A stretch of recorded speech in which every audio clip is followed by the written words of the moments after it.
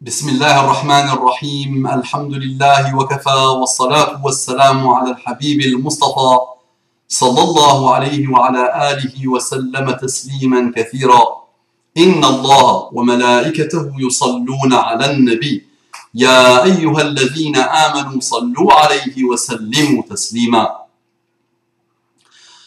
رب اشرح لي صدري ويسر لي أمري واحلل عقدة من لساني يفقه قولي.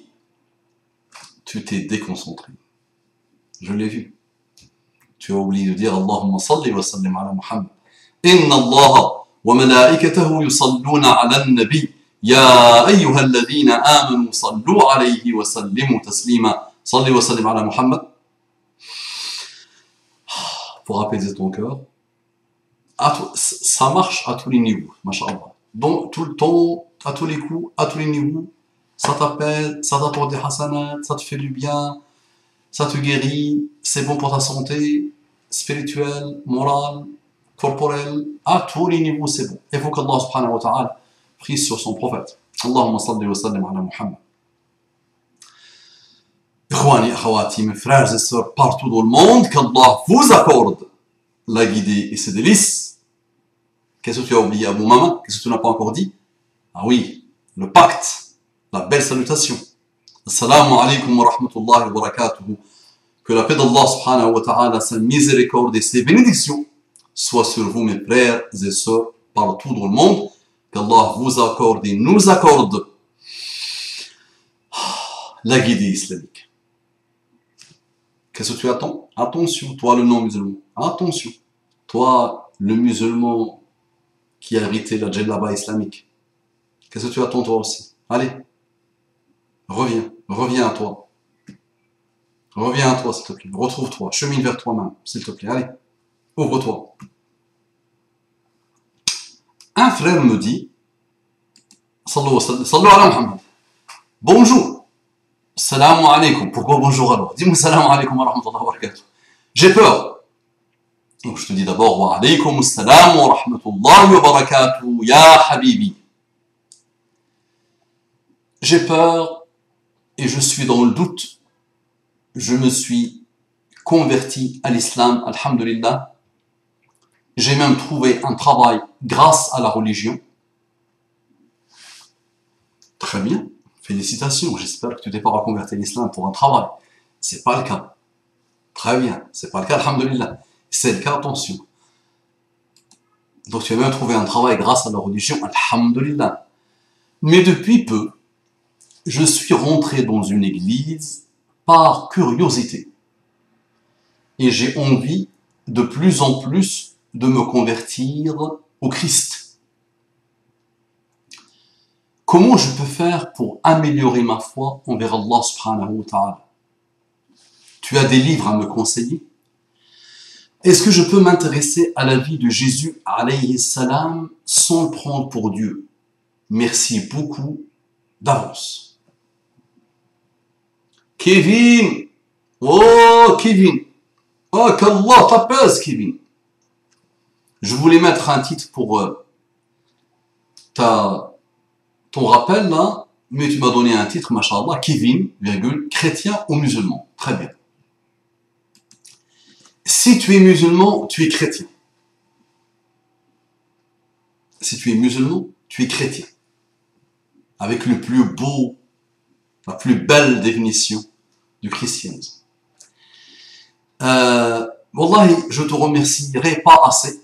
Je ne te remercierai pas assez pour le service que tu viens de me rendre. Parce que ça fait un moment que je réfléchis sur l'islamité des musulmans. Et l'islamité des reconvertis. C'est vrai qu'aujourd'hui, l'islam est partout, alhamdulillah. Il s'installe partout, alhamdulillah. Mais il avance, alhamdulillah, comme un bulldozer puissant, alhamdulillah. Il transperce les cœurs, alhamdulillah. Il ne différencie pas entre les statuts, c'est-à-dire quel que soit le statut de la personne, ambassadeur, riche, milliardaire, millionnaire, simple, simplé, intelligent, pas intelligent, instruit, pas instruit, employés, cadres supérieurs, hommes, femmes, tout le monde est touché par l'islam, alhamdoulilah. C'est vrai. Les musulmans qui ont hérité l'islam comme une djellaba délaissent leur islam parce qu'ils ne l'ont pas connu, parce qu'ils ne l'ont pas compris, et parce que peut-être leur islamité pose problème. C'est ton cas peut-être aujourd'hui. Donc c'est vrai que je te remercierai pas, je ne te remercierai jamais assez pour le service que tu m'as rendu, parce que ça fait un moment que je veux faire un rappel autour de ça. Donc tu me dis, donc on va analyser ton texte, tu me dis, bonjour, salam alaikum. Déjà il y a une hésitation entre bonjour et salam alaikum, ça donne une indication. J'ai peur et je suis dans le doute. Très bien, on peut être dans le doute. Le doute peut arriver. Tout ce qui te traverse l'esprit, tant qu'il ne sort pas, tant que tu le trouves énormissime, tant que tu ne veux pas le sortir, tant que tu le trouves bas, détestable, mauvais, c'est un signe de foi. Il y a un hadith, il y a une histoire qui s'est produite. Des gens sont venus voir Muhammad sallallahu alayhi wa sallam pour lui dire, nous disons, il y a des choses qu'on se dit dans la tête, mais énormes, énormes. Muhammad sallallahu alayhi wa sallam répond, vous la trouvez vraiment énorme, ces choses-là que vous dites dans vos têtes, vraiment de coffre, de mécréance, de... Ils disent oui. Donc il dit, Muhammad sallallahu alayhi wa sallam, donc vous n'arrivez pas à les dire parce qu'elles sont tellement énormes. Ils disent oui. Et Muhammad sallallahu alayhi wa sallam, il dit, c'est ça la foi la plus franche, d'accord, ça la plus apparente finalement, la plus élevée. Donc c'est un signe finalement de foi. Ça, Shaitan t'insuffle des choses parfois. Parfois ton âme veut jouer la maline avec toi, elle t'insuffle des choses, elle dit des choses. On a notre hadith, qui a créé le ciel, Allah, qui a créé l'univers, Allah, qui a créé la terre, Allah, et qui a créé Allah, qui a créé Allah. On regarde la question. Ça c'est Muhammad sallallahu alayhi wa sallam. Au moment où ton âme te fait arriver à ça, ton shaitan te fait arriver à ça, Muhammad sallallahu alayhi wa sallam, il te dit arrête. Donc le doute peut se produire. Il n'y a pas de problème. Le problème, c'est la suite. Je me suis converti à l'islam, alhamdulillah. C'est ça la question. Qu'est-ce que tu appelles te reconvertir à l'islam? Ok, il est beau. L'islam, ah oui, m'intéresse. Ah, j'ai vu un miracle scientifique du Coran. Ah oui, c'est vrai, le Coran a parlé de l'embryologie. Ah oui, oui, oui. J'ai entendu Ahmed Deedat, il a cloué le bec à un autre. Ah oui, oui. L'islam est partout, c'est vrai. J'ai trouvé sur Facebook des gens musulmans gentils. Ah oui, oui, oui. J'ai traîné avec les musulmans et j'ai vu qu'ils étaient vraiment très gentils. Ils parlent de bonnes choses, même si parfois ils sont à la drogue, ils boivent de l'alcool. Mais c'est vrai qu'ils sont gentils. Et ça m'a plu, leur islam, j'ai pris ça. Comme le bouddhisme. Avant, j'étais bouddhiste. L'islam est à la mode. Ah oui, oui, j'aime bien l'islam. À la mode, je me suis reconverti à l'islam. Ah oui. Ah oui, l'islam révolutionnaire. Révolutionnaire, Malcolm X. Malcolm X.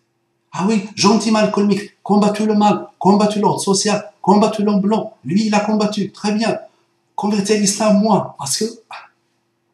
Après, les causes sont infinies. Mais avec tout ça, est-ce que tu es vraiment musulman? Est-ce que tu t'es vraiment reconverti? Tu t'es reconverti à quoi? Ce sont des questions qui méritent ta réflexion. Oui, mais conseille-moi des livres. Je t'ai demandé de me conseiller. D'abord, Habibi, il faut attaquer le problème à la source. Tu peux lire une tonne de livres. Et peut-être ils t'éloigneront plus encore de l'islam. Parce que ton âme est mauvaise à la base. Ou parce que tu n'es pas encore ouvert. Tu n'es pas encore mûr, mature pour l'islam. Vraiment, c'est très subtil ce que je te raconte. Je me prends pour un intellectuel subtil, tu vois. C'est très subtil ce que je te raconte. Wallahi, je me le raconte à moi-même, ça. Souvent, je me pose la question, est-ce que je suis vraiment musulman? Est-ce que j'ai vraiment la foi musulmane? إنما المؤمنون الذين إذا ذكر الله وجلت قلوبهم وإذا تليت عليهم آياته زادتهم إيمانا. Les vrais croyants sont ceux qui, juste en évoquant Allah devant, juste à l'évocation d'Allah, son cœur tremble, leur cœur tremble, frémissent. وإذا تليت عليهم آياته. Et si on lit ces versets, les versets d'Allah devant eux, زادتهم إيمانا, elle leur ajoute en foi. Qu'est-ce qui a fait que Omar, le dur vraiment, avec un cœur dur, qu'est-ce qui a fait que Omar est devenu le Farouk? Qu'est-ce qui a fait que des tribus qui s'entretuaient à longueur de journée et à longueur d'années de vie, qui s'entretuaient pour des bêtises, ont changé le cours de l'histoire humaine? Qu'est-ce qui a fait qu'un Omar ibn Khattab qui a tué sa fille, qu'un Omar ibn Khattab qui a fait des merveilles de mal, qui voulait tuer Muhammad sallallahu alayhi wa sallam, qui vivait pour tuer Muhammad sallallahu alayhi wa sallam, qu'est-ce qui fait que Omar est devenu le Omar al-Farouq? Qu'est-ce qui fait que des tribus de rien du tout, qui n'existaient même pas dans les annales de l'humanité, qui n'ont pas vu et vécu ce que c'est que la civilisation, toute forme de civilisation, rien, ont changé le cours de l'histoire humaine? C'est cette foi. Donc on ne la prend pas à la légère. Ce n'est pas un effet de mode. Ce n'est pas une démagogie. Ce n'est pas une réaction à quelque chose. Ce n'est pas des choses qu'on prend à la légère. Donc, remets en cause ton islamité. Est-ce que tu es vraiment devenu musulman? Est-ce que tu t'es reconverti à l'islam? Oui, non. Et comment? En disant, Ashhadu an la ilaha. Ah oui, bon, maman, je suis parti à la mosquée, j'ai dit Ashhadu an la ilaha illallah, wa ashhadu anna Muhammadan Rasulullah. J'ai vu beaucoup de monde pleurer, ils ont dit Allahu Akbar, Allahu Akbar. Je me suis senti bien. Ah, mais tu deviens un bouddhiste, tu sentiras ça. Qu'est-ce que tu racontes? Tu appartiens à n'importe quelle secte, au début, tu sentiras peut-être ça. Un effet de groupe, de nous dire Allahu Akbar, tu sens des choses, c'est simple, ça. Simple, tu pleureras, ils vont pleurer, applaudir, très bien. Mais est-ce que tu es vraiment devenu musulman? Eh oui, là, c'est autre chose. Donc, Moustapha, oui, tu m'as décrit ma problématique, mais tu n'as pas répondu à mes questions. Alors, comment je dois faire?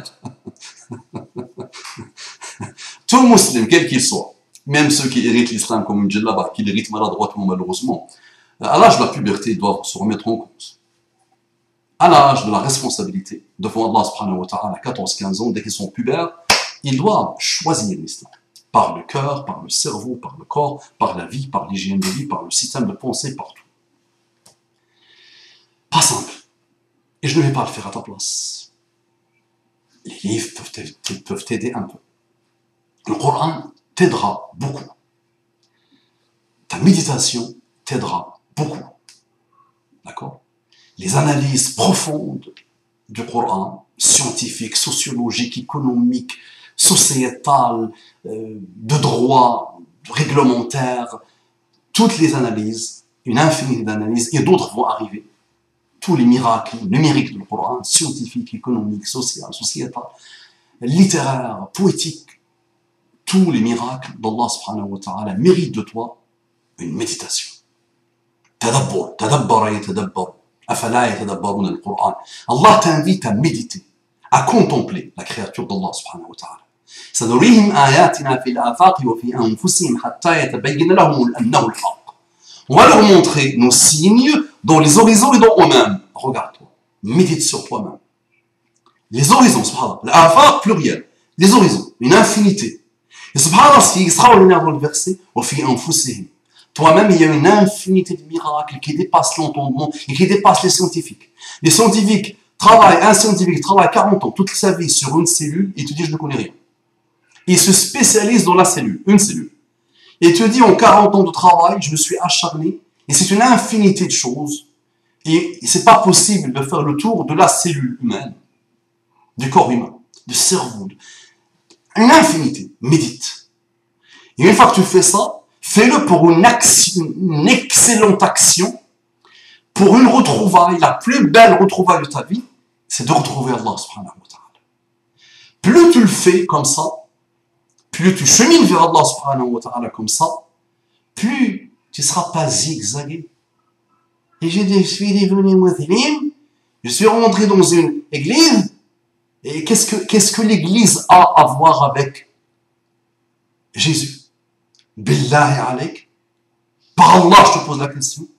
Qu'est-ce que l'église, quelle qu'elle soit, Notre-Dame de Saint-Michel, qu'est-ce qu'elle a à voir avec Jésus, billahi alayk, comment des murs, quelle que soit la beauté et la puissance de ces murs, qu'est-ce que ça a à voir avec Jésus? Réponds-moi. Donc tu vois, manque de connaissances, manque de neurones du cœur, manque de méditation, manque de contemplation, manque peut-être de sincérité, fait que tu vois des murs et te rappelles Jésus. Mais quelle bassesse! Mais quelle bassesse! Quel manque de respect par rapport à Jésus. Tu l'as déjà vu dans une église, Jésus? Billahi alayk. Et Jésus a parlé d'église lui-même, Jésus. Isa, Yeshua, Messiah, le Messie. Est-ce qu'il a parlé de ces murs-là? Tu vois, tout est maladroit, Habibi. Et c'est ça qui me dépasse chez les reconvertis et ceux qui ont hérité l'islam comme une djellaba. C'est leur futilité. C'est leur non-connaissance. C'est leur dérive. C'est leur fragilité. Et c'est pour ça, malheureusement, ils continuent à être fragiles. Même en prétendant qu'ils sont musulmans, ils continuent à être des ravages pour eux-mêmes, pour leur famille, et pour les musulmans, même quand ils deviennent musulmans, dont une partie d'eux, sans vouloir généraliser. Ceux qui évoluent vraiment, qui cheminent vraiment, et qui retrouvent la foi musulmane, sont qui? Sont ceux qui ont fait ce travail que je te demande. À partir de l'âge de la puberté, que tu sois musulman ou non musulman, par héritage ou par découverte, tu vas devoir faire un travail, personne ne le fera à ta place. Aucun livre ne le fera à ta place. La parole d'Allah subhanahu wa ta'ala t'aidera. La science a très haut voltige, la parole d'Allah subhanahu wa ta'ala t'aidera. Mais est-ce que tu as fait le nécessaire? Est-ce que tu as commencé à apprendre l'arabe? Oui, mais là, Mustafa, tu le fais pour te faire de la pub, tu donnes des coups d'arabe. Mauvais. C'est pas comme ça qu'il faut voir les choses. Mustafa te donne des cours gratos quand tu n'as pas les moyens. Très bien. Donc là, je t'invite même pas à venir apprendre au sein de l'Oasis. Apprends. Très important. Très important. Eh oui, je te le dis franchement. Très, très, très, très important. Si tu veux vraiment évoluer vers la foi musulmane, celle qui ne comporte aucun doute, walou, rien ne te déstabilise. Rien. Si tu regardes la futilité de la chose de laquelle tu me parles, tu es entré dans une église, ça chantonne, elle acte mauvais, ah oui, ça chantonne, machallah, tu as vu des bougies, là, tu as vu un espace grandiose, machallah, et tu as, Jésus n'a rien à voir avec ça. Quelle que soit la beauté de l'église, Jésus n'a rien à voir avec ça. Le pape lui-même doit vous le dire, mais il est malhonnête. Malheureusement, le cœur est mou, malade. Le pape lui-même doit vous le dire, mais le corps est malade, qu'Allah le guide. Jésus n'a rien à voir avec l'église. Rien. Des escrocs intellectuels vous ont parlé d'église. Vous ont ramené des restes de christianisme, de la terre de christianisme, vers l'Europe. Mais ils ont commis les plus grosses escroqueries que l'humanité a connues. On a inventé l'église, on a inventé un dogme qui n'a rien à voir avec Isa, Messie, Isa ibn Maryam. Rien à voir avec lui. Maintenant, musulman veut dire chrétien dans le plus beau, la plus belle définition du christianisme. Être soumis à Allah subhanahu wa ta'ala. Isa a été soumis à Allah subhanahu wa ta'ala. Isa, nous l'attendons avec impatience quand il viendra. Il priera derrière le Mahdi. Il ne pourra pas être imam. Il priera derrière le Mahdi. Derrière un descendant de Muhammad sallallahu alayhi wa sallam. Derrière un musulman.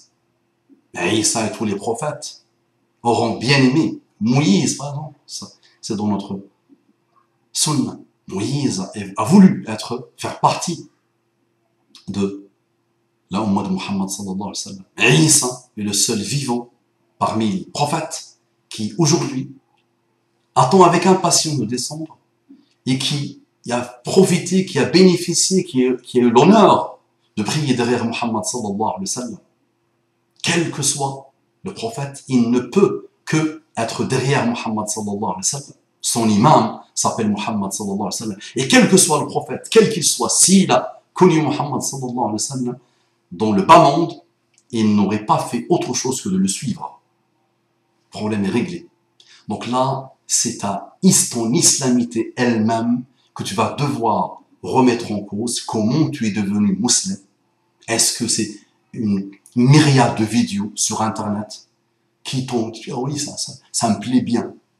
Et tu fais le choix comme tu fais le choix de bouddhisme, comme tu fais le choix des sectes que tu as peut-être déjà connus, ou des groupes musicaux que tu as déjà connus, ou des groupes de chiites ou de boîtes de nuit que tu as connus. Un effet de groupe, au début, sectarisme, effet sectaire, d'accord? Effet de groupe. Ouais, je me sens dans le nirvana, dans mon groupe, je me sens heureux, je pleure. Et c'est pas comme ça. L'islam, c'est pas comme ça, Habibi. Donc je te le dis à toi, Kevin, et je le dis à ceux qui ont hérité l'islam comme Djellaba. S'il vous plaît, c'est pas comme ça. Ça marche. Salam alaikum wa rahmatullahi wa barakatuh.